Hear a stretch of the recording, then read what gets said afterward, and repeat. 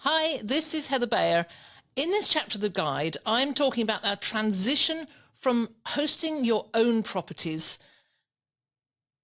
and maybe some co-hosting to the very satisfying world of professional property management. This is all about managing properties for others. I did this for 20 years. I made a lot of mistakes and learned a lot of lessons on what makes a really good property management company.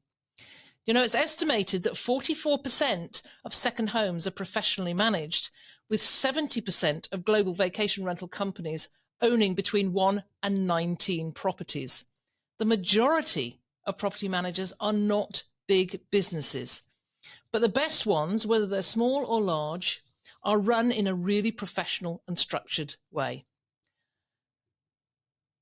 And I know from personal experience that moving from managing a personal property to becoming a full-time property manager is no longer the daunting experience it was 10 years ago or 20 years ago when I started, when so much of that work was manual.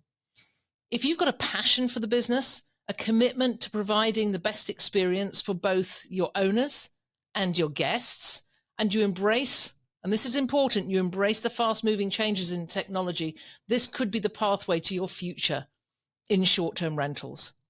This chapter takes an overview of the business of short-term rental property management and what you need to have in place in order to make a success of it.